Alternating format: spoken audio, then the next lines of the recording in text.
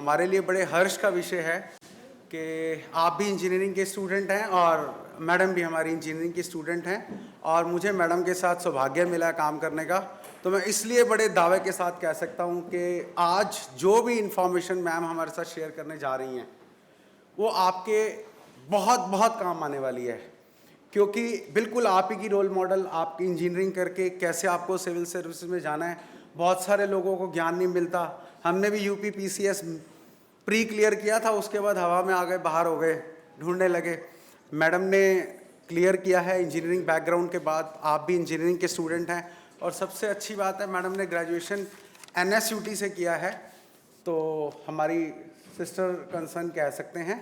तो आज हमने मैडम को बहुत शॉर्ट नोटिस पे मैम ने हमें टाइम दिया है, इसके लिए मैं बार बार मैडम का धन्यवाद करता हूँ।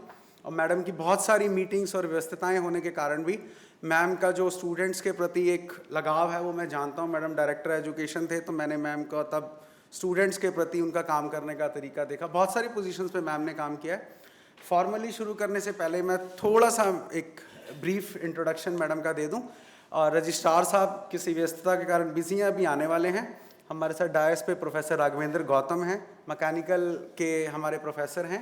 और मैं शुरू करता हूं थोड़ा सा इंट्रोडक्शन, फिर मैम से कहेंगे हमें गाइड करें और फिर आपकी क्वेरीज पे बात करेंगे। Madam is the first person with disability to top the prestigious civil services examination 2014। As you know, she is a topper. She has BE. She has Bachelor of Electronics and MBA degrees from two of the top institutions of the country. One is NSIT, now it is NSUT, and one is Delhi University, the top of the universities. Before going to these civil services, ma'am worked as strategy manager for Cadbury India Limited. And after that, ma'am thought I should work for the society. Then she chosen this way, this path, and become an IAS. Before, becoming the IAS, she was rejected thrice by the government as an IRS officer in the same exam, despite clearing it due to her disability. 3 bar ma'am ने exam clear किया IRS का। आप सोचो कितना hard work, कितना वो, तो हमारे लिए इनकी इंफॉर्मेशन कितनी हेल्पफुल होगी। While waiting for joining as an IRS officer, she gave the exam again and got selected as an IAS officer. In her 6 years of career as an IAS officer, she has handled various profiles like Deputy Commissioner Keshapuram Zone, DC Karol Bagh Zone, Director Education, Director Community Services, Director Press and Information, DC Advertising, DC RP Cell, Parking and North Delhi Parking Corporation. She is the Brand Ambassador for Department of Disability, Ministry of Social Justice and Empowerment, Government of India. She is also a brand ambassador for Ministry of Women and Child Development. Niti Aayog is on the National Panel for Accessible Elections, Election Commission of India. Her innumerable awards include India's Today Woman of the Year 2015, President's Gold Medal for topping the IAS training, First Ladies of India awarded by the Ministry of Women and Child Development, Government of India. She is also recorded in the Limca Book of Records. Please clap it.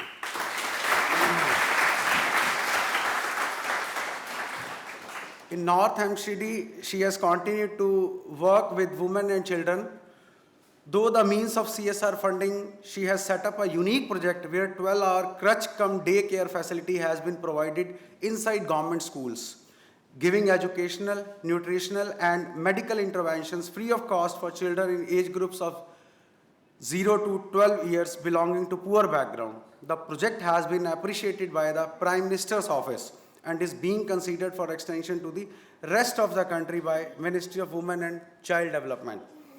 She has also set up in-house free mental health and stress counseling centers for the approximately 58,000 staff members, first of its kind in government department. In just 2 months as Director Education, she revamped the decade-old education system of the department to make it more inclusive, social skills and life skill focused. Also, for the first time ever in any Indian school, she introduced compulsory training in basics of sign language for all the teachers and children in the schools. Besides these, she also increased the commercial revenues of her departments by more than 30% annually from the mere 4 to 5% they had been increasing for past many years. during COVID-19. She was the first person in India to get sanitization through drones, besides also arranging massive relief efforts through NGO and CSR support for poor communities. You can understand with these characteristics, ma'am is here and you have an opportunity to discuss your doubts.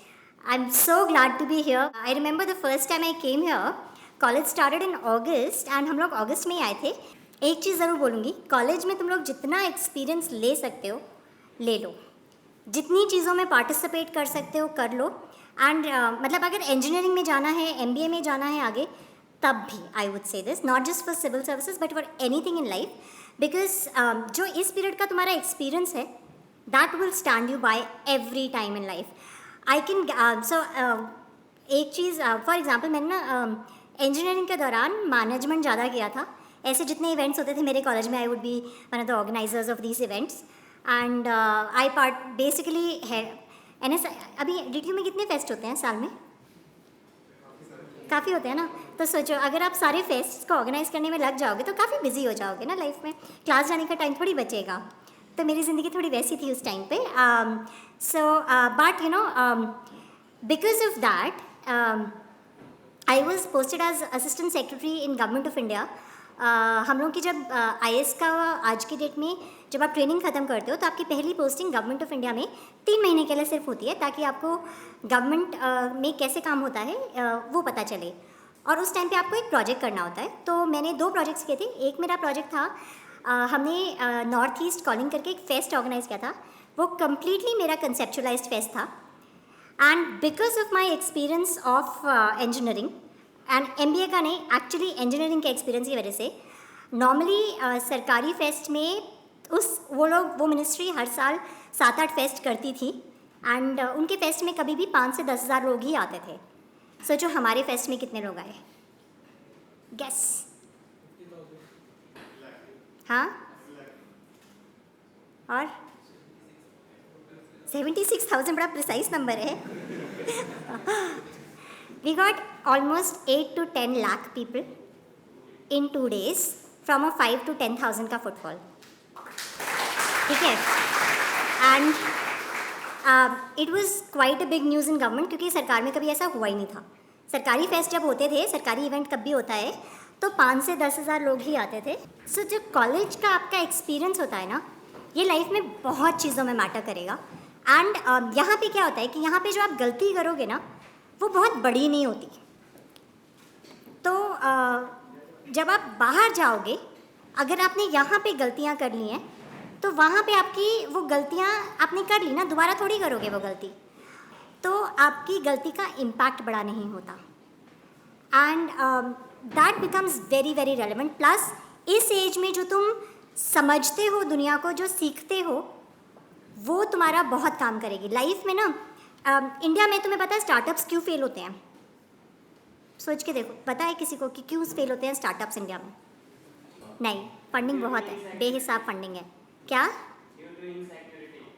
नहीं, actually problem क्या है, एक idea generate करना तो बड़ा आसान होता है. ठीक है, कुछ बढ़िया सा आपने आइडिया देखा, दुनिया में प्रॉब्लम है, जनरेट कर लिया.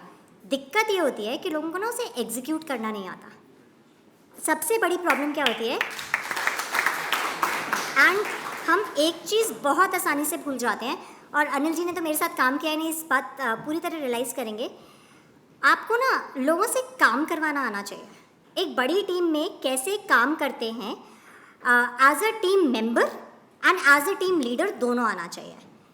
तो वो चीज़ें ना आप कॉलेज में सीखते हो, और कॉलेज में आप बहुत लड़ोगे लोगों से, अपने क्लासमेट्स से, इधर वालों से, उधर वालों से. अगर आप कोई काम करने की कोशिश करोगे तो बहुत लड़ोगे. ऐसा नहीं हो पाता कि आप लड़ो ना. आई कैन से दिस कि मेरी गलतियाँ काम में कंपैरेटिवली कम होती हैं एज़ कम्पेयर टू समबडी जिसने सिर्फ पढ़ाइयाँ करी हैं और वो इमीडिएटली कॉलेज के बाद सर्विसेज में आया है. आई वुड ऑल्सो से, अगर किसी बड़े प्लेटफॉर्म पे जा रहे हो तो एकदम कूदने की कोशिश मत करो. एकदम कूदोगे तो गलतियाँ करोगे, एंड अगर वो गलती इतने बड़े स्टेज पे हो जाएगी कि उसे सुधार नहीं सकते, या उसका आपके पूरे करियर पे इम्पैक्ट होने वाला है, तो वो आपके लिए एक्चुअली आप जहाँ जाना चाहते थे उससे बहुत नीचे आ जाओगे. सो बेटर ये है कि छोटे छोटे लेवल्स पे गलती करके फिर आगे बढ़ो। आजकल ना एक प्रॉब्लम हमें ये हो गई है कि दुनिया में हम आसपास देखते हैं और हमें लगता है ओ माय गॉड सब इतनी तेज़ भाग गए, हम पीछे रह जाएंगे, तो हम भी भागने की कोशिश करते हैं। बट यू डोंट रियलाइज़ कि कोई अगर बहुत तेज़ बिना प्रिपरेशन के भाग गया है तो वो तो गिरेगा ना आगे जाके, आपको दिखेगा नहीं शायद अभी, बट वो किसी पॉइंट पे ज़रूर गिरेगा। तो take it step by step, and ये मैं सीरियसली बता रही हूँ, take it step by step, because कई लाइफ में ऐसी गलती आप कर दोगे कि उससे वापस नहीं आ पाओगे। अगर आई एम अज्यूमिंग यहाँ पे कितने लोग हैं जो सिविल सर्विसेज के बारे में सोच रहे हैं? बस अभी से शर्म आ रही है? अच्छा, कितने लोग नहीं सोच रहे हैं वो लोग हाथ उठाओ। ठीक है, ठीक है। But if you not even thinking of civil services, उसके अलावा आई वुड स्टिल से कि हमारे जॉब में तो एक बहुत बड़ी प्रॉब्लम ये हो जाती है कि आप अगर कोई गलती करोगे तो या तो किसी की ज़िंदगी बर्बाद करोगे और साथ में उसकी वजह से खुद की भी ज़िंदगी बर्बाद होगी। People get suspended, people have लोग सोचते हैं हम 22-23 में आ जाएंगे और फिर कैबिनेट सेक्रेटरी ऑफ इंडिया बनेंगे। ऐसा होता नहीं है, ऐसा होता नहीं है, बिकॉज आप इतनी सारी गलतियाँ कर दोगे शायद उस रेस में कि आप उससे पहले ही बहुत आउट हो जाओगे। So my one advice is get as much experience in college as possible, because यहाँ पे जब गिरोगे ना तुम्हारे टीचर्स, कॉलेज के प्रोफेसर्स वगैरह सब संभाल लेंगे तुम्हें, कोई भी तुम्हें उस लेवल तक गिरने नहीं देगा। बाद में जब गिरोगे ना कोई संभालने नहीं आता है। If you want to set up your businesses, get this experience, because business is not about ideas, it's not. India में भर भर के आइडियाज़ हैं। इंडिया का किसी को पता है स्टार्टअप का फेलियर रेट? आई थिंक मुझे भी याद नहीं है लेटेस्ट वाला क्या नंबर है, but somewhere in the 90s था। And the reason was because everybody had great ideas, किसी ने एग्जीक्यूशन पे काम ही नहीं किया। एंड मोस्ट बिजनेसेस भी आपको अगर पता चले, why do we not have giant businesses? हम लोग वर्ल्ड वाइड इतने बड़े कंग्लोमरेट्स क्यों नहीं जनरेट कर पाते?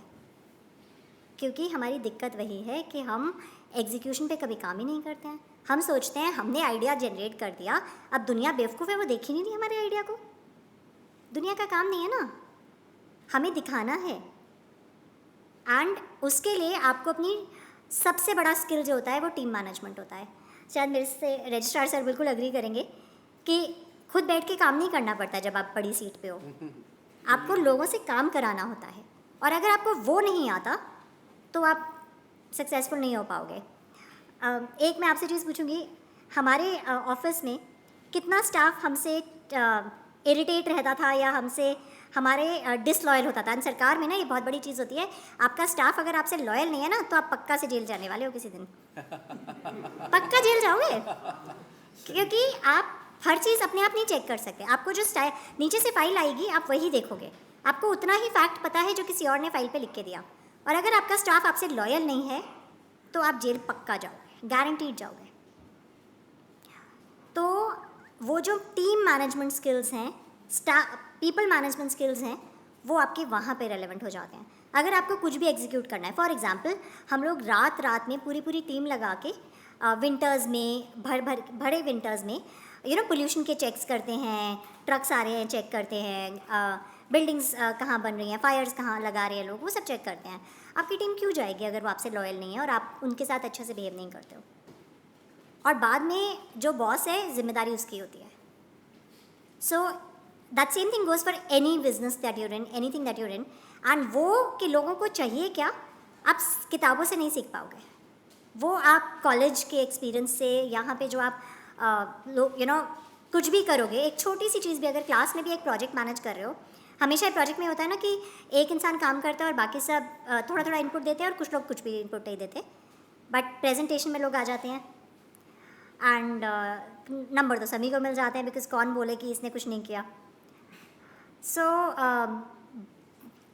बी दैट पर्सन जो काम कर रहा है, बता रही हूँ, वो बाद में जाके ना जो आदत पड़ती है, जो आपको लाइफ में मेहनत करने की ज़रूरत होती है, वो आपको वहाँ से मिल जाती है। And one thing I will say कि तुम लोग यहाँ बैठे हो तो तुम्हें मेहनत करना आता तो है, तुम्हें मेहनत करना आता तो है।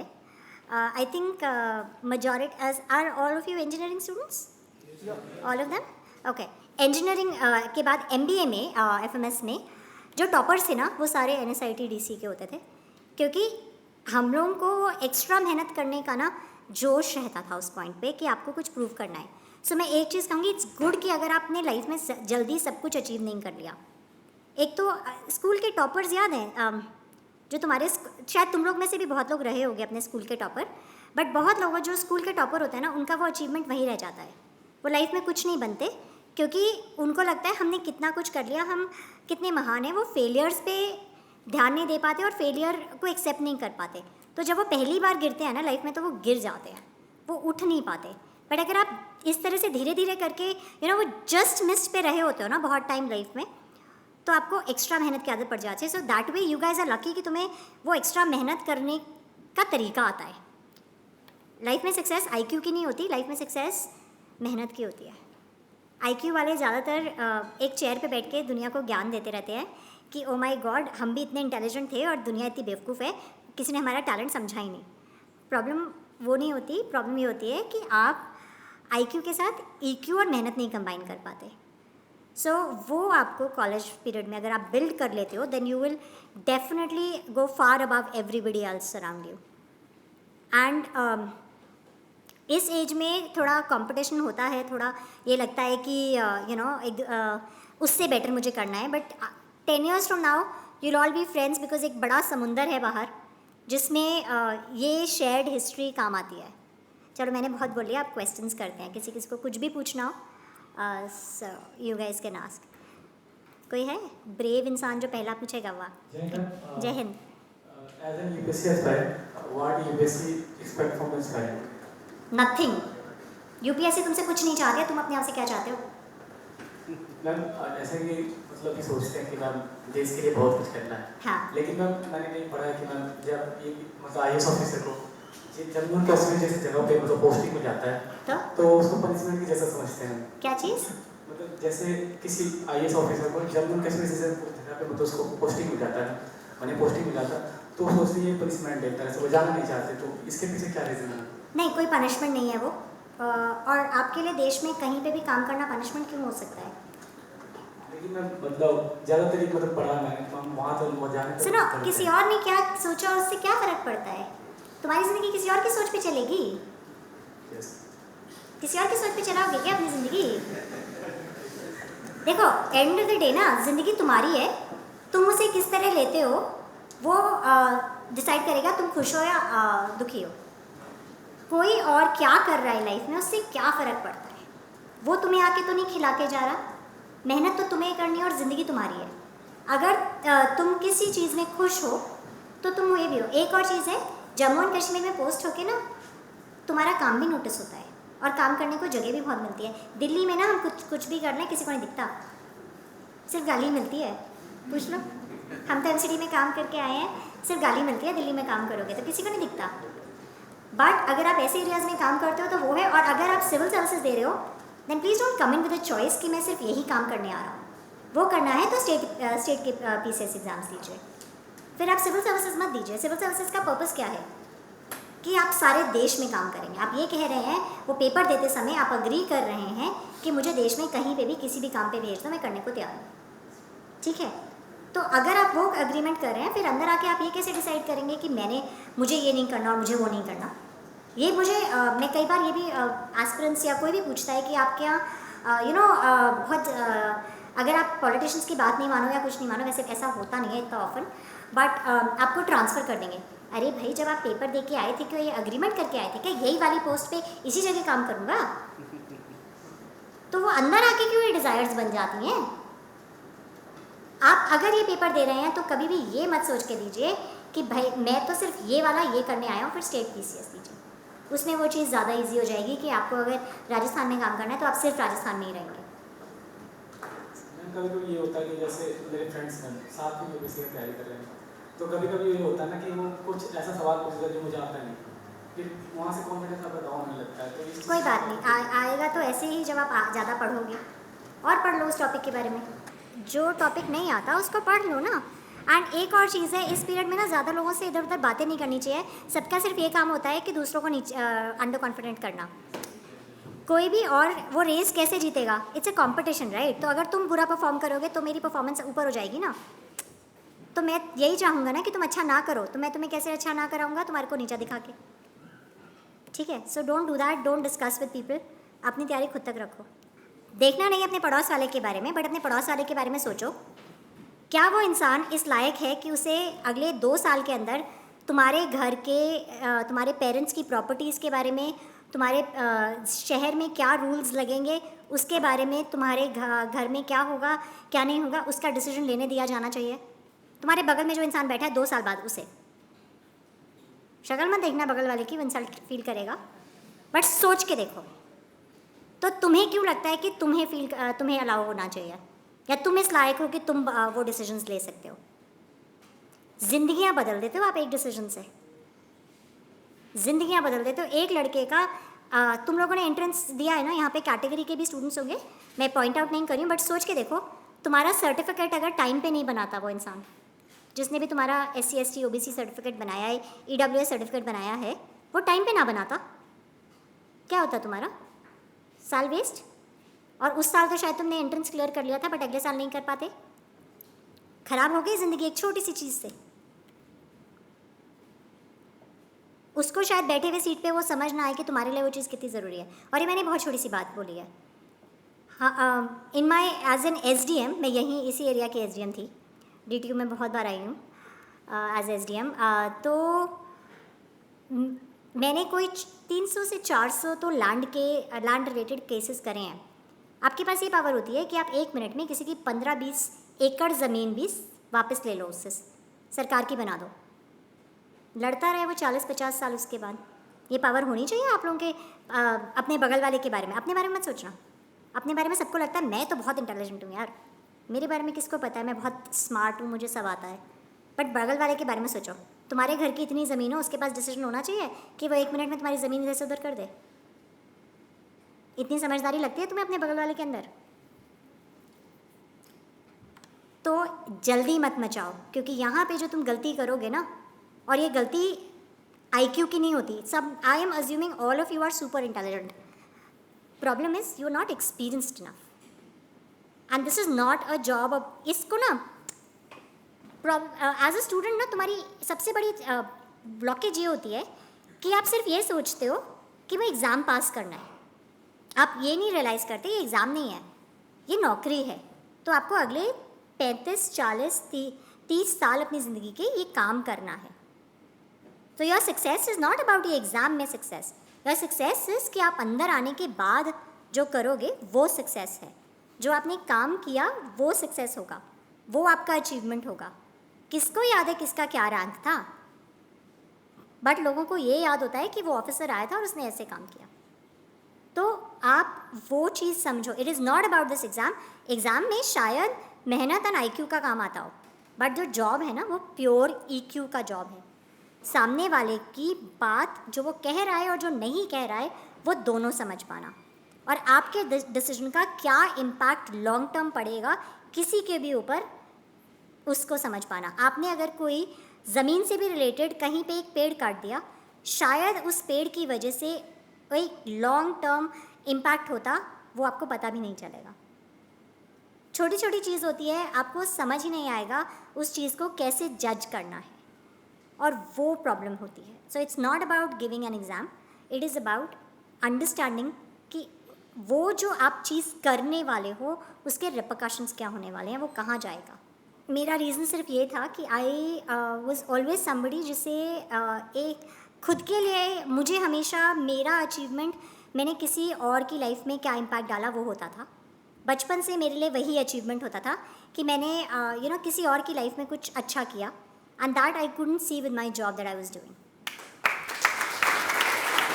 मैं एक पॉइंट पे कैडबरी में I was working 18 to 20 hours, मैं 20-20 घंटे प्रॉपर काम कर रही थी।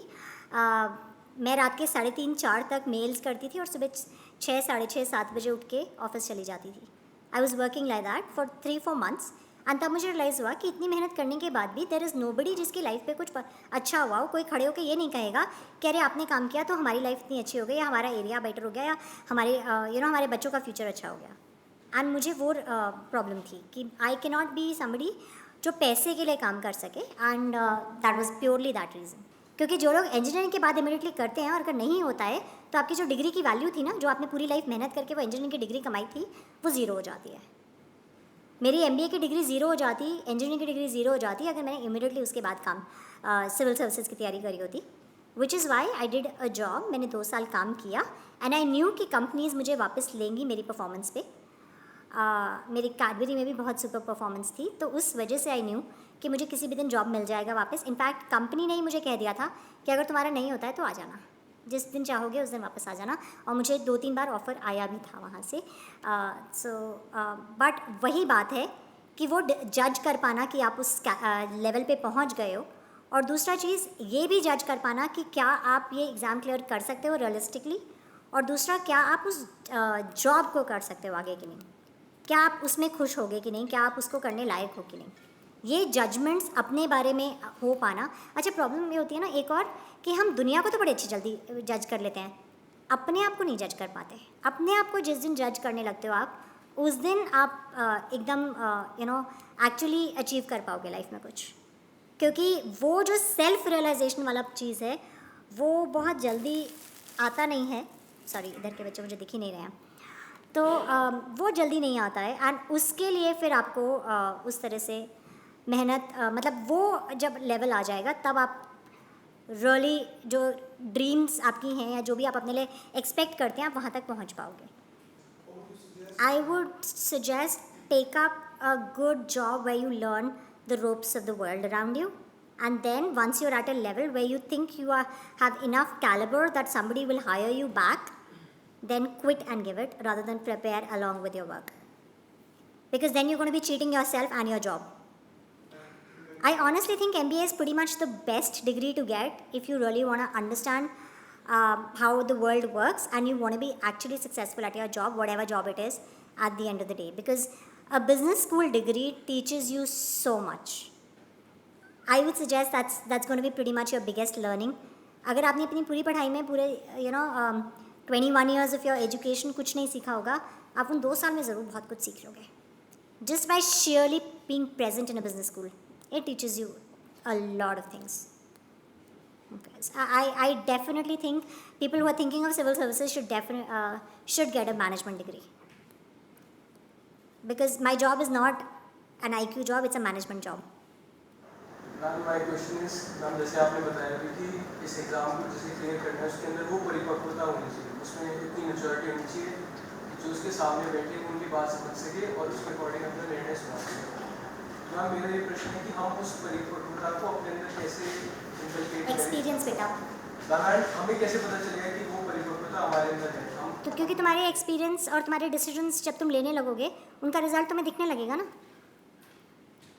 जब तुम छोटी एज में डिसीजंस लेने लगोगे उनके रिजल्ट्स भी दिखने लगेंगे, तो तुम्हें समझ आ जाएगा तुम सही डिसीजंस लेते हो या नहीं, तुम लोगों को सही जज करते हो या नहीं, तुम सिचुएशंस को सही जज करते हो कि नहीं।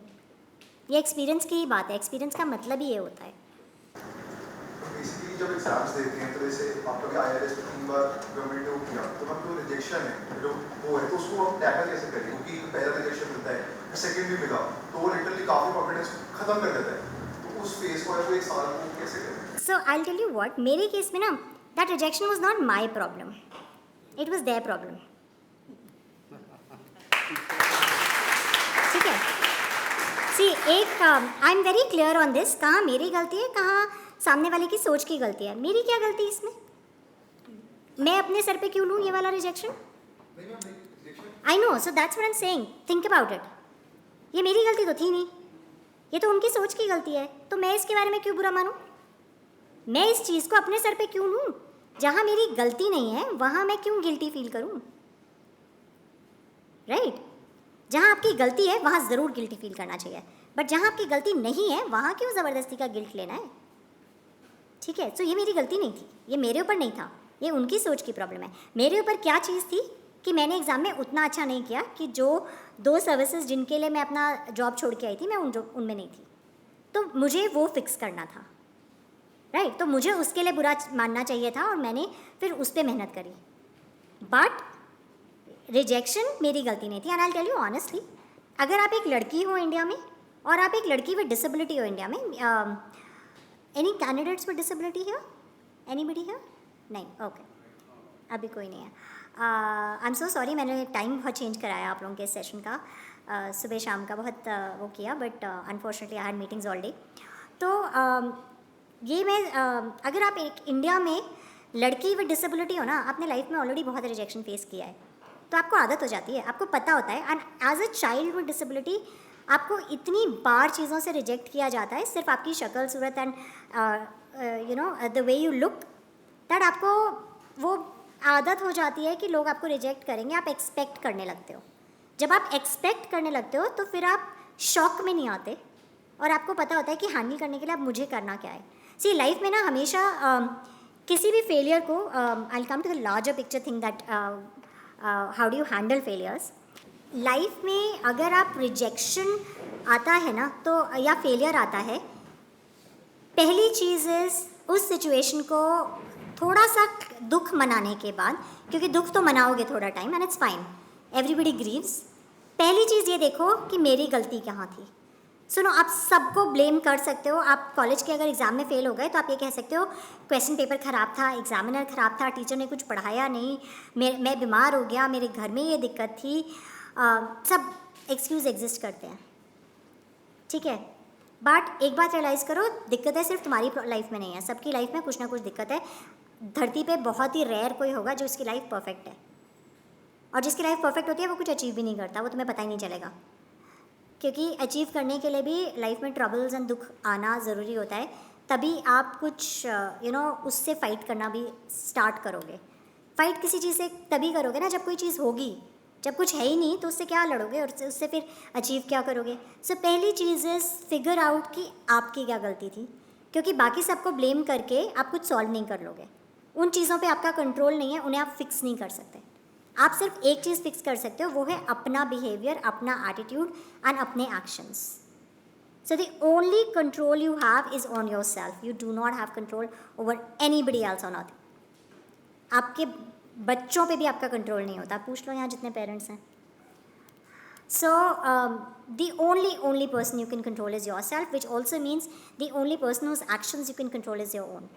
तो अगर कहीं पे फेलियर आता है तो पहले ये देखो कि मेरी क्या गलती थी, and then figure out how you can fix it.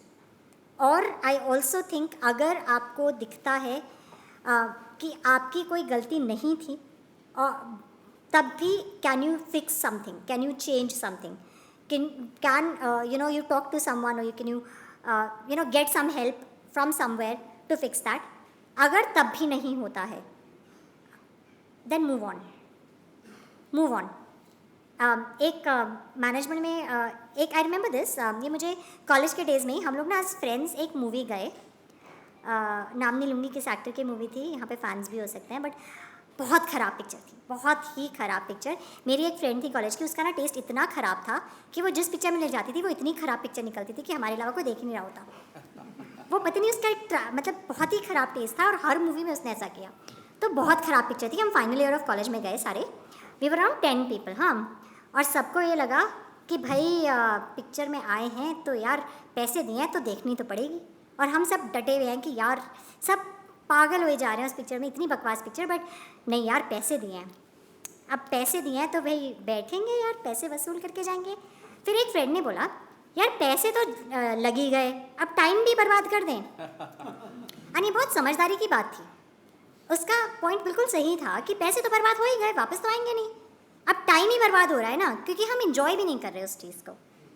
So life में भी ना, एंड बिजनेस में भी एक चीज़ होती है, don't throw good money after bad. अगर आपने एक गलत डिसीजन ले लिया और उसकी वजह से वो चीज़ नहीं काम कर रही है, मोस्ट बिजनेसेस क्या करते हैं, उसी को सस्टेन करने में उसमें और पैसा और मेहनत करते रहते हैं। जबकि अगर उस टाइम पे वो कट के कहीं और चले जाते, कुछ और बना लेते, कुछ और बिजनेस कर लेते, तो शायद वो उतने सक्सेसफुल उस चीज़ को नया स्टार्ट करते तो उसे बिल्ड कर पाते। So learning to let go is also a very big skill, and वो भी करना ज़रूरी होता है। आई नो ऑफ पीपल जो सिविल सर्विसेज 7-7, 8-8 साल तक दे रहे हैं, लाइफ बर्बाद। This is one thing that I say to everybody, and कोई बिलीव नहीं करता है, but trust me on this, I am not lying, I am not joking. अगर आपका कोई दुश्मन है और आपको उसकी ज़िंदगी बड़े प्यार से बर्बाद करनी है, तो उसको बोल दो कि तू सिविल सर्विसेज का एग्ज़ाम दे दे, तू बहुत इंटेलिजेंट है। एक झटके में इंसान की ज़िंदगी बर्बाद है। पहली चीज़, अगर वो नहीं दिया तो पूरी ज़िंदगी सोचेगा, 70 साल की उम्र में भी किसी को बताएगा हम भी दे सकते थे। मतलब लोग रिग्रेट पे ही लगे रहते हैं पूरी पूरी ज़िंदगी। I met so many of them. ठीक है, पूरी ज़िंदगी वो उस रिग्रेट में ही जी रहे होते हैं। दूसरा, अगर देने लग गया तो सोचो आप अपने most productive years of your life, जिसमें आप अपना करियर सबसे ज़्यादा बिल्ड करते हो, योर 20s, उसमें अपने आप को एक कमरे में ब्लॉक कर लोगे और सेम चीज़ को सालों तक बार बार करते रहोगे। हर बार आधे नंबर से, 1 नंबर से, 2 नंबर से रह जाओगे और आपको समझ नहीं आएगा आपने करा क्या। आपके सारे दोस्त छूट जाएंगे, आपने लाइफ में कुछ इन्जॉय नहीं किया, जो आप करियर बना सकते थे कहीं और जाके वो भी नहीं करोगे। And this is the worst kind of physical, emotional, mental, social, financial torture that you can do to yourself. इससे बुरा टॉर्चर आप अपने साथ नहीं कर सकते।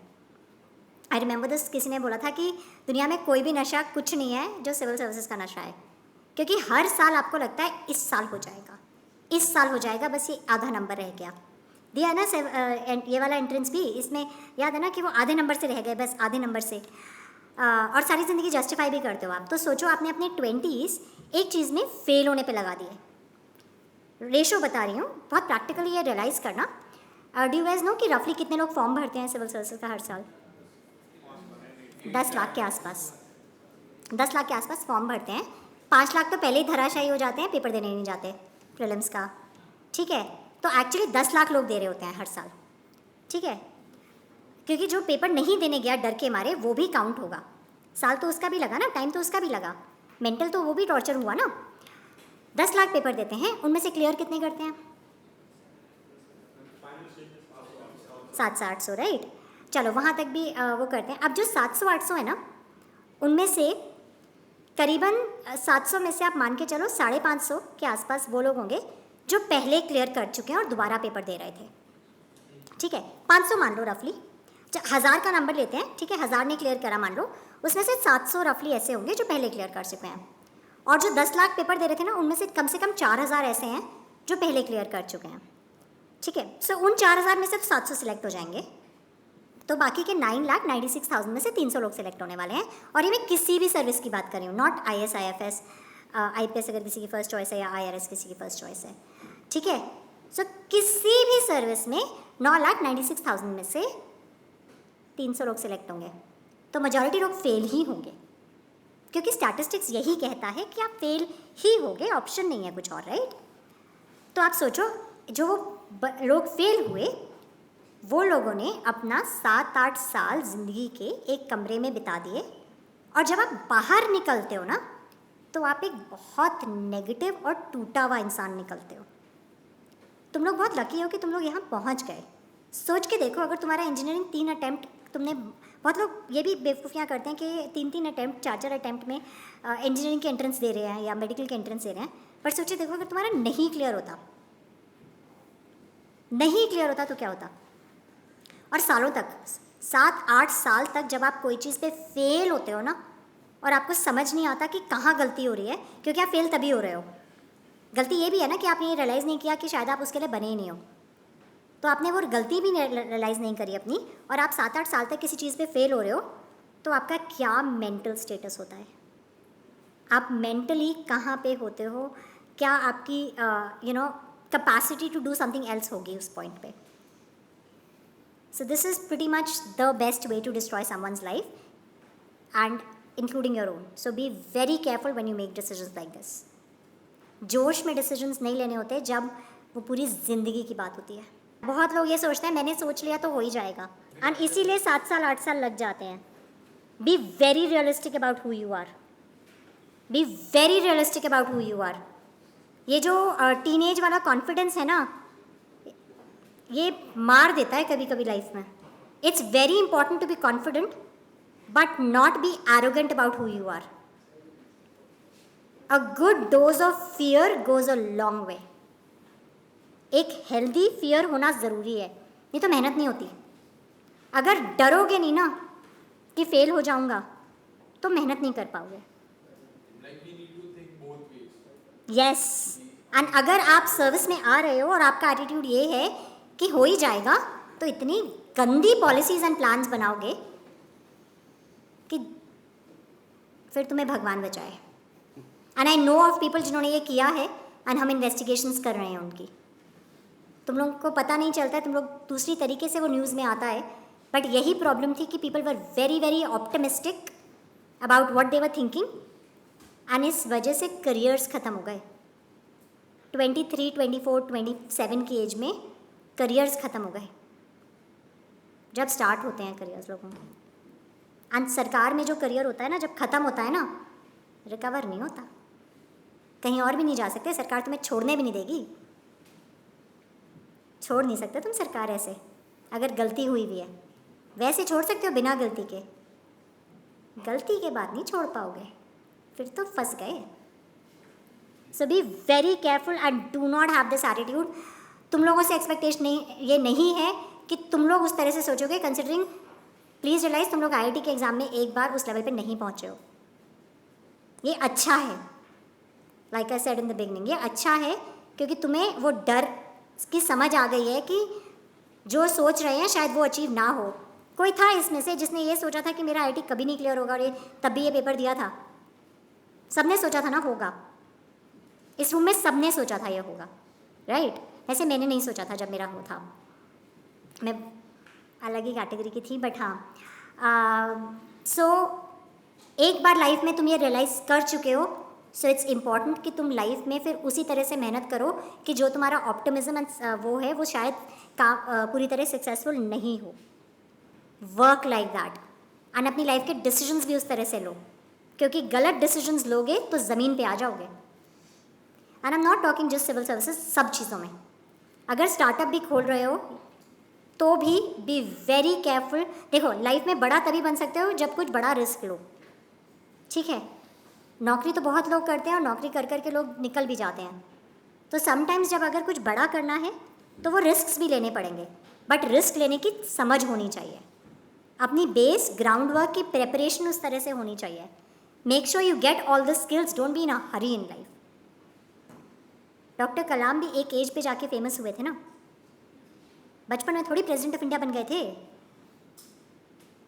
टेक योर टाइम, इतनी क्या जल्दी है लाइफ में सब अचीव करने की। You guys have had a very bad luck कि तुम लोगों के टाइम पे ना सेलफोन नाम की एक चीज़ आ गई थी, तो सारी इन्फॉर्मेशन फटाक से मिल जाती थी। तुम लोगों को ना हमारी तरह पेशेंस की आदत नहीं है। जो तुम में से रेयर कोई होगा जिसे पेशेंस की आदत है, वो लाइफ में सक्सेसफुल हो जाएगा। मैं गारंटी से बोल रही हूँ, तुम्हारी जनरेशन में सबसे बड़ा एसेट इज़ लर्निंग पेशेंस।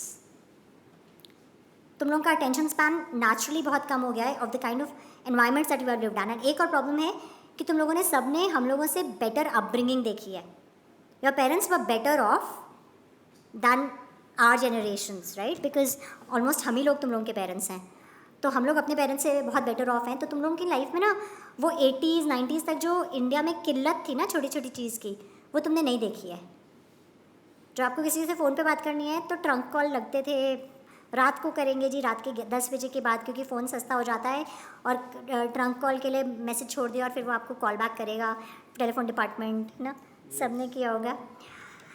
मैंने भी नहीं वो चीज़ देखी है, बट मैंने भी वो रात को कॉल करने वाला चीज़ देखा है, इंक्लूडिंग सेलफोन। कभी हम लोग के पास जब शुरू में था तो मेरे in fact first year of engineering में ही हम लोग के पास सेलफोन्स आए थे, एंड उसी साल वो पॉपुलर हुए थे 2002 में।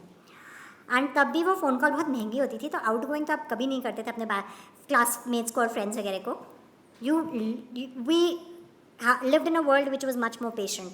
सो you guys have had one drawback कि तुम लोगों को पेशेंस नेचुरली नहीं सीखने को मिली। ये तुम्हारी गलती नहीं है, ये एनवायरनमेंट की गलती है। बट तुम में से जिसने अपने आप से सीख ली ना लाइफ में वेट करना और चीज़ों के लिए मेहनत करते रहना और फिर अचीवमेंट कर पाना, वो लॉन्ग टर्म में सक्सेसफुल होंगे। अगर अभी कॉलेज में सीख लोगे ये चीज़ें तो मैटर करे, तो लाइफ में आगे जाके जितने तुम लोग यहाँ बैठे हो उनमें वो तुम्हें रियलाइज़ होगा कि कौन वहाँ पहुँच पाया। जैसे मैम किसी स्टेट की सिविल सर्विसेज होती है ना, जैसे हरियाणा सिविल सर्विसेज और ma'am UPSC civil services, ma'am इन दोनों में क्या डिफरेंस होता है? बेटा आप जो यूपीएससी का आपको जो रैंक मिलता है, अगर स्टेट वाला कैडर की बात करें हम, मैं सिर्फ आईएएस से कंपेयर करूँगी, बाकी सेंट्रल सर्विसेज से नहीं कंपेयर करूँगी। तो आपको आईएएस का रैंक एक स्टेट सिविल सर्विसेज से 16 से 18 साल बाद ऑफ सर्विस के मिलता है, ठीक है? तो IAS रैंक आपको 16 to 18 ईयर्स बाद का मिलता है जो आप UPSC में वो करते हो। एंड आपका एक सीलिंग थोड़ा जल्दी आ जाता है। आप अगर स्टेट सिविल सर्विसेज से हो तो एक पर्टिकुलर सेट ऑफ पोस्ट तक ही आप जा सकते हो, उससे ऊपर नहीं जा सकते। एज IAS आप कैबिनेट सेक्रेटरी टेक्निकली तक जा सकते हो। ऐसा प्लान होना चाहिए कि अगर आप इसमें फ़ेल हो गए तो आप क्या करोगे। अगर आप इसमें फ़ेल हो गए तो आप सड़क पे नहीं आने चाहिए, और जो आपकी डिग्री अभी आपको ऑलरेडी मिल रही है और जिस लेवल पे आप अभी हो उससे नीचे नहीं जाना चाहिए, ठीक है। तो अगर आपको DTU के बाद 1 लाख रुपए महीने की जॉब मिल रही है तो आपको जब सिविल सर्विसेज क्विट कर के लिए काम मेहनत करो, 2-3 साल लगाओ, तब भी आपको वो 1 लाख रुपए महीने की जॉब तो एटलीस्ट मिलनी चाहिए। तो इस लेवल पे तो होना चाहिए। And that is exactly the plan B as you mentioned. Yeah. So then that you said that 1 lakh per month. So ma'am, I am just Okay. let me continue. So for that amount, you should have highly prepared for that amount that you are aiming. Because before quitting, you should have been financially stable, so that you shouldn't have fear of such that. What if I couldn't pass? Because there is only 1% chance of getting. It's not 1% chance. It's less much, than 1%. Yes, it's much less. Okay. And similarly, there is other exams also like CDS. So there is also less than 1%. So my question is that for that jobs we have to prepare in our college itself. And in college also for such a prestigious jobs, there's too much competition that we have to prepare it early in the early stage. So. And as you also mentioned that we have to explore in our college life. So, ma'am, this is sometimes difficult to explore and prepare for such. Do not prepare for civil services in college. Who's telling you to prepare? No, ma'am, I am not saying about civil services. Like job ही है तो उसके लिए भी ma'am prepare करना पड़ता है काफी। बेटा कॉलेज में अगर मेहनत नहीं कर पाए तो फिर कब करोगे? इस एज में भी मेहनत नहीं होगी इतनी? सोते रहते हो क्या, या इधर उधर गॉसिप ही करते हो क्या? यार प्लीज़ गॉसिप करना बंद करो कॉलेज एज में। ये क्या गॉसिप में टाइम वेस्ट करते हो? याद रहेंगे 5 साल बाद यही लोग। कौन बगल में बैठा है 5 साल बाद किसी को नाम नहीं याद रहेगा। अभी बड़ी इंपॉर्टेंट होती है उसकी लाइफ में क्या चल रहा है। Stop wasting time, seriously stop wasting time in college. I am so glad मैंने कभी कॉलेज में बैठ के गॉसिप नहीं करी। मुझे नहीं पता था मेरे पड़ोस के कमरे वाले के साथ क्या चल रहा है, और मेरे बहुत दोस्त हैं। एक बात बैठ के रियलाइज़ करना कि दिन में कितने घंटे तुम प्रोडक्टिव हो। एक तो पहले ये ख्याली पुलाव जो बनते हैं ना सारा दिन, वो बंद करो। इतने ख्याली पुलाव बनते हैं सबके, और फिर इतनी गॉसिप होती है सबके, दूसरे की ज़िंदगी में क्या चल रहा है वो बहुत इंपॉर्टेंट होता है, अपना पता नहीं। अपनी ज़िंदगी बर्बाद कर रहे हो तुम किसी और की ज़िंदगी के बारे में सोच के, बाय द वे, जिसको तुमने गारंटीड 10 साल बाद याद नहीं रखना।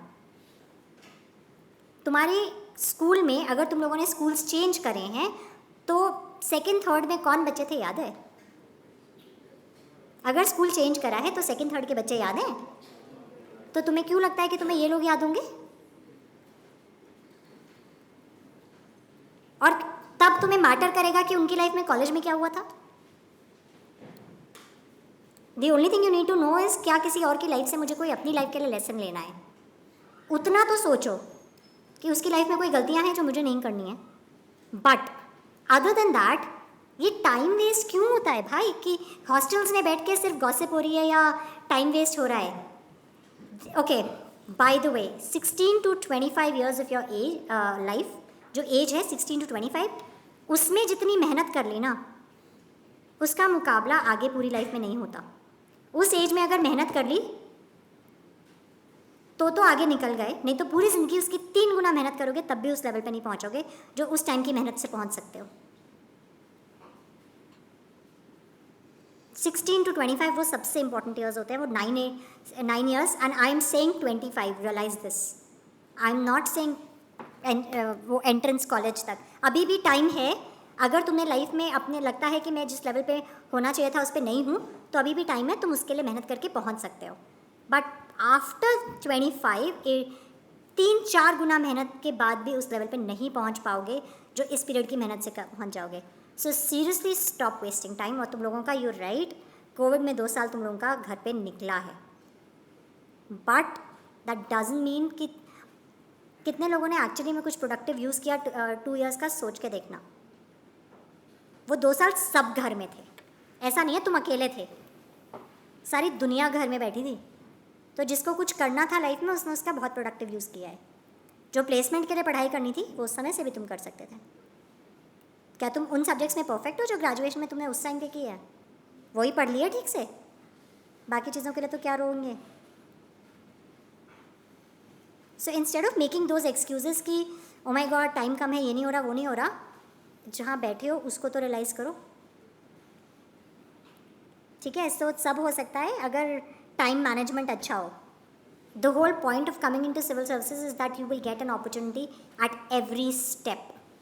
It is up to you to decide if you want to do something और नॉट। अगर तुम्हारे दिमाग में है कि ओहो मुझे तो वही पोस्ट चाहिए थी, मुझे तो हटा दिया, तो तुम कहीं कुछ नहीं कर पाओगे, फिर तो कभी भी कहीं कुछ नहीं कर पाओगे। ये किसने डिसाइड किया कि तुम कहीं, तो आर यू ट्राइंग टू से कि मैं तो ऐसा इंसान हूँ कि सिर्फ इस पोस्ट पे इसी जगह पे कुछ कर पाऊँगा? Are you saying you are not capable enough? That's what you saying कि मुझे तो वहाँ वो एम था, मैं बस वहीं कर सकता था। Think about it, that's precisely what you saying. I am the sort of person जो सिर्फ वही काम कर सकता था और वहीं पे बैठ के कर सकता था, और तो मैं कुछ कर ही नहीं सकता, मैं यूजलेस हूँ। Think about it, that's exactly what you saying about yourself when you से कि मुझे वहाँ ट्रांसफर कर दिया और वहाँ मैं कुछ नहीं कर सकता। I can guarantee you put me anywhere, I will produce results. In my corporate career as well, I was somebody that made the postings that I was in the most important postings in around. So be that person rather than thinking कि मेरे को वहाँ बैठा दिया तो मैं बस वहीं काम कर सकता हूँ। और अभी से सोच में इतने रिस्ट्रिक्टेड हो जाओगे तो लाइफ में तो बहुत दिक्कत आ जाएगी। और कोई तुम्हें फोर्स नहीं कर सकता करप्ट होने के लिए, कोई नहीं कर सकता। बोलो। Would you like if this is somebody of all person, how to know if civil service is the right career for you? I think I would suggest do some other job first. You will understand a lot more about yourself once you start working. You understand yourself as an employee, you understand yourself as a human being once you go into your first job. You'll understand a lot more about yourself. And as you mentioned, the category was a very time-consuming role, so how did you allocate time to preparation? I didn't. I never prepared when I was working. I didn't want to cheat my company. I think it's cheating for my job if I am not fully committed to it while I'm there. So I did not open a single book till the day I was working. So as you mentioned, always have a backup. You have to have a backup plan. और अगर अपने ऊपर उतना faith नहीं है तो फिर दिक्कत है लाइफ में, फिर नहीं करो ये चीज़। Okay. We might have to wind up unless there's one last question which I can quickly answer. Yes. Ma'am when you take critical decision, so ma'am उस टाइम आपका माइंडसेट क्या होता है जब आप कोई डिसीजन लेते हैं? बेटा पहली चीज़ आई ट्राई टू अंडरस्टैंड कि प्रॉब्लम एग्जैक्टली क्या है। सबसे बड़ी दिक्कत कहाँ होती है, हम लोग प्रॉब्लम स्टेटमेंट ठीक से डिफाइन नहीं करते। हम लोग ना प्रॉब्लम है क्या वहाँ तक ही नहीं पहुँचते। So first thing always figure out exactly problem क्या है। मुझे ना बहुत लोग आके वेग स्टेटमेंट्स बड़े बड़े देख के जाते हैं, and that's the one thing that I do, I ask them exact problem क्या है, तो इससे क्या हुआ, इससे क्या हुआ, and when you ask those why questions you get to the exact problem. ठीक है, प्रॉब्लम पता चल गई, उसके बाद सोचो कि तुम्हारे पास क्या क्या इन्फॉर्मेशन है उस सिचुएशन के बारे में या उस प्रॉब्लम के बारे में, तुम्हें क्या क्या पता है, क्या क्या पैरामीटर्स उसको अफेक्ट करने वाले हैं। You know that inputs that go in types. Simon Herzberg की वो है management theories, decision making, why am I forgetting the author, but decision theories पढ़ लेना एक बार, लाइफ में बहुत इंपॉर्टेंट होती हैं। वो रैंडमली भी लाइफ में ना काम आती हैं। So second step is understand कि तुम्हारी रिसोर्सेज क्या क्या हैं। ठीक है, ask people, talk to people around you, talk to your staff, talk to everybody in a situation and figure out कि पॉसिबल सोल्यूशंस क्या हैं, प्रॉब्लम्स कहाँ से हो सकती हैं। Make a list of possible solutions and work them out. सबका pro and con, सब में कहाँ दिक्कत आ सकती है वो एनालाइज करो। सबसे बड़ी चीज़ होती है ये रियलाइज़ करना कि ये मैं जो इम्प्लीमेंट करने वाला हूँ इसमें प्रॉब्लम कहाँ कहाँ आएगी। हम लोग ये गलती कर देते हैं। नेगेटिव के बारे में सोचना बहुत ज़रूरी होता है, क्योंकि तभी आप गारंटी ऑफ पॉजिटिव ले सकते हो जब आपने सारे नेगेटिव्स वर्कआउट कर दिए। सो फिगर आउट कहाँ कहाँ दिक्कत है, कहाँ कहाँ अटक सकते हो, कौन कौन दिक्कत कर सकता है, किस किस को इम्पैक्ट होगा, और उनके साथ तुम्हें क्या करना है। फॉर एग्जाम्पल, अगर तुम्हें कहीं से एक झुग्गी हटानी है तो फिगर आउट कि तुम्हें हटानी क्यों है। क्या तुम्हें पूरी झुग्गी हटाने की ज़रूरत है या एक पार्ट हटा के हो सकता है काम, ठीक है। झुग्गी एक नहीं, पूरा क्लस्टर की बात कर रही हूँ, ठीक है। एक पार्ट हटा के काम हो सकता है या तुम्हें पूरा हटाना है, तुम्हारा एम क्या है, what are you trying to solve. Secondly, दिक्कत कौन कौन करेगा, एंड बहुत सारे ऐसे पैरामीटर्स होंगे जो तुम्हें पता नहीं चलेगा। फिर फिगर आउट तुम्हारी रिसोर्सेज क्या हैं, तुम्हारे पास कितनी मैन पावर है, तुम्हारे पास कितने इक्विपमेंट है, तुम्हारे पास क्या टाइमिंग है, तुम्हारे पास क्या अदर फैक्टर्स जो काम कर रहे हैं, किस किस को इम्पैक्ट होगा, तुम्हारे क्या क्या एक्शंस हो सकते हैं, उन एक्शन से किस किस को क्या फ़र्क पड़ेगा, एंड उसको तुमने आगे कैसे सॉल्व करना है, ठीक है। क्योंकि आप जब झुग्गी हटाने जा रहे हो ना, आप उन लोगों की पूरी ज़िंदगी हटा रहे हो, राइट। तो आपको वो सारा वर्कआउट करना होगा, and that's when you decide कि आपको क्या करना है। मान लो कोर्ट का ऑर्डर है तो आपको वो करना ही पड़ेगा, राइट। अगर आपको करना ही पड़ेगा देन यू फिगर आउट कि वो करने, क्या आप कोर्ट में, पहली चीज़, क्या कोर्ट का ऑर्डर सही है, शुड यू चैलेंज इट, नहीं, अच्छा कोई भी चीज़ है, नॉट झुग्गी वाला, कोई भी और ऑर्डर है, क्या वो सही है, क्या आपको उसे चैलेंज करना है। अगर वो सही है तो आपके पास कहाँ कहाँ से दिक्कत आएगी, क्या क्या आपके पास रिसोर्सेज हैं, और आपको एग्जीक्यूशन में क्या क्या करना होगा, ठीक है। एंड टाइमलाइन भी होती है, 2 दिन में हटा के देना है, राइट। तो या 2 दिन में कोई आपको ये ब्रिज ठीक करके देना है, ये ट्रेन की लाइन ठीक करनी है, right. And the things that we do are very real world actual impact things, ऐसे मज़े की चीज़ें नहीं होती। इसलिए मैंने कहा वो चीज़ें कॉलेज में एक्सपीरियंस कर लो, जिनमें अगर गलती हुई, कॉलेज, अरे फेस्ट में 10 लोग कम आए तो फ़र्क नहीं पड़ेगा ना। गारंटी कभी लाइफ में किसी चीज़ की नहीं होती, गारंटी लाइफ में कभी किसी चीज़ की नहीं होती। And because I am very careful about making decisions. और लड़कों की एक बाय द वे प्रॉब्लम होती है, एज मेल्स तुम्हें ये नेचुरल दिक्कत है, if you can work on it, यार ये तुम्हें रिकॉग्नाइज भी नहीं करोगे, तुम लोगों की ईगो में इतनी दिक्कत है कि तुम कभी किसी से हेल्प नहीं मांगते। तुम लोग ये सोचते हो कि मैं नीचे हो जाऊंगा अगर मैं किसी से पूछ लूँगा कि इस सिचुएशन में क्या करना चाहिए। ये बहुत बेवकूफ़ी की चीज़ है, और तुम लोग कभी भी सॉरी नहीं बोलते हो, और तुम लोग कभी भी अब लाइफ में ये सोचते हो कि किसी के साथ अगर मैंने एक्नॉलेज कर लिया कि मैं कहीं पे गलत था तो मेरा कुछ घट जाएगा। घटता कुछ नहीं है, बेवकूफ़ निकलते हो लॉन्ग टर्म में, और अपनी ही लाइफ का नुकसान करते हो। बेंड नहीं होना, बेंड होने की बात अलग होती है, बट अपोलोजाइज़ करना और अपनी गलती एक्नॉलेज करना अलग बात होती है, और अपनी ईगो एक्नॉलेज करना। तुम बहुत रिलेशनशिप्स तुम्हारी लाइफ में इसीलिए छूटती हैं क्योंकि तुम लोग अपनी ईगो में उसे एक्नॉलेज नहीं करते हो। अपनी गलती सीखना, जिस दिन लड़कियों को ये बचपन से आदत होती है, क्योंकि घर में ना आपको सारा दिन यही ताना दिया जाता है कि तूने ये गलत कर दिया, तूने वो गलत कर दिया, लड़कों को नहीं दिया जाता। इंडिया में ना ये प्रॉब्लम है, लड़कों को हम नहीं बोलते कि तुम ये गलत कर रहे हो या वो गलत कर रहे हो, और अगर बोलते हैं जिस लड़के के घर में तो उसको बहुत ज़्यादा एक्सेस में बोलते हैं, उसका कॉन्फिडेंस टूट जाता है बिल्कुल। वो बैलेंस्ड लड़कों को बोला नहीं जाता हमारी सोसाइटी में।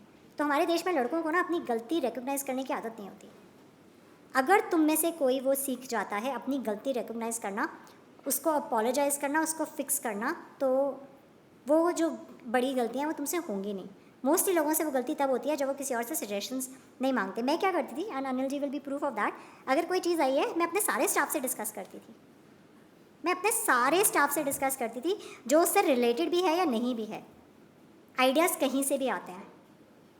एक छोटी सी प्रॉब्लम थी, मुझे याद है, वो पेड़ वाली चीज़ थी, वो किसी और डिपार्टमेंट का था, इन्होंने मुझे सोल्यूशन दिया था, DTU में इन्होंने कुछ किया था, उसका सोल्यूशन इन्होंने वहाँ पे मुझे दिया था, and that work. Pre transformation sir हमारे यहाँ हुआ था, वहाँ हमने एंड इनका उससे कोई रिलेशन नहीं था, वो किसी और डिपार्टमेंट का सिविल इंजीनियरिंग वालों का काम था, but he was just there, he told me maintenance का काम था, इन्होंने बताया, and we that works. So ऐसी बहुत चीज़ें होती हैं, यू नेवर नो किसके पास क्या इन्फॉर्मेशन है, कोई आपको क्या बताएगा। इनफैक्ट अगर किसी को IPS बनना है, प्लीज़ गारंटीड तुम्हारे सारे इन्फॉर्मर्स वो लोग होंगे जो तुम सोच भी नहीं पाओगे। छोटे छोटे बच्चे तुम्हारे इन्फॉर्मर्स हो सकते हैं, छोटे छोटे चाय वाला, ये वो। बात करना सीखो लोगों से, अपनी ईगो से बाहर निकलो। तुम कुछ बड़े बन गए हो लाइफ में, वो किसी भी दिन, जिस दिन तुम समझोगे उस दिन तुम गिर जाओगे। You will not be good at your job if you have ego problems. चलो, we'll close with that. Thank you so much. I hope this was productive.